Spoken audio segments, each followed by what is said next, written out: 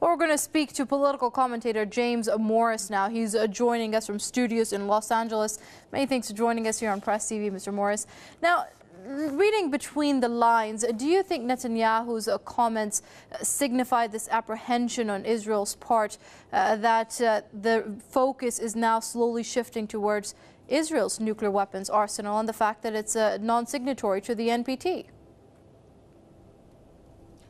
Hello, thank you for having me back on Press TV again. I think it's just hypocritical with Benjamin Netanyahu pushing for harsher sanctions against Iran when, like you said, Iran is a signatory of the NPT treaty and Israel is not, with its 200 to 400 nuclear weapons that we know about from the brave Israeli Mordecai Vanunu, who's still held in Israel under harsh conditions for like decades, and the American media never talks about that either. One thing you also have to look at is look how Israel got its nuclear weapons.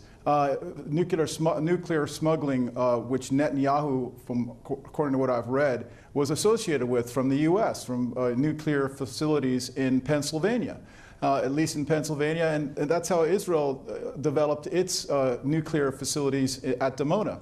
But I think what you have to really look at here is that Iran has been sincere and diligent in actually trying to make peace talks here with the nuclear program, to include at Geneva, which is upcoming. They're willing to not enrich at the 20% level, which you need for nuclear weapons, and they're willing to enrich at 5%. They're willing to also open up their facilities to UN inspection. We don't see Israel doing that at Dimona.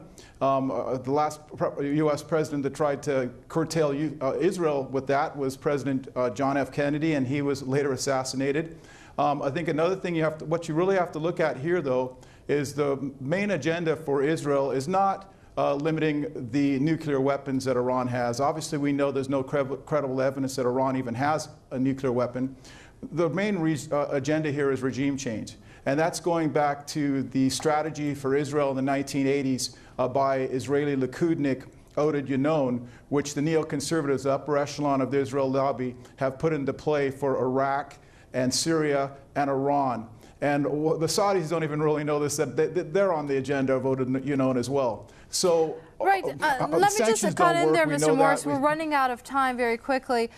Do you think that the world will aggressively pursue Israel's nuclear file now, considering, as you just mentioned, it is a regime which is embroiled in human rights abuses. It does have nuclear weapons arsenal. It is a non-signatory to the NPT, and it hasn't opened up its sites to nuclear weapons inspectors? Well, what's very concerning to me is you have the Transatlantic Institute, which is basically the Israel lobby for the European Union, and they're putting a lot of pressure on the European Union to pursue harsher sanctions. You've got the Conservative Friends of Israel and the Labour Friends of Israel, which are the Israel lobby in the UK, which are pushing for that. So they're putting a lot of pressure on the Tories there, or the coalition, Cameron. And you also have Prime Minister Cameron, and you also have AIPAC, the American Israel Public Affairs Committee in America, along with the neoconservatives, are pushing for harsher sanctions. Let me close with this.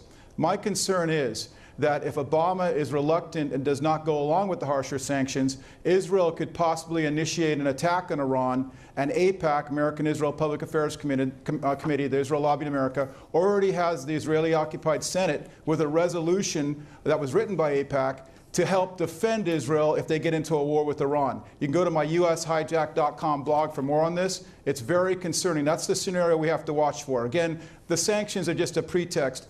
Netanyahu wants a regime change so Iran cannot help the Palestinians, and then he can basically transfer the Palestinians to Jordan and make a greater Israel agenda. That's what the plan is here.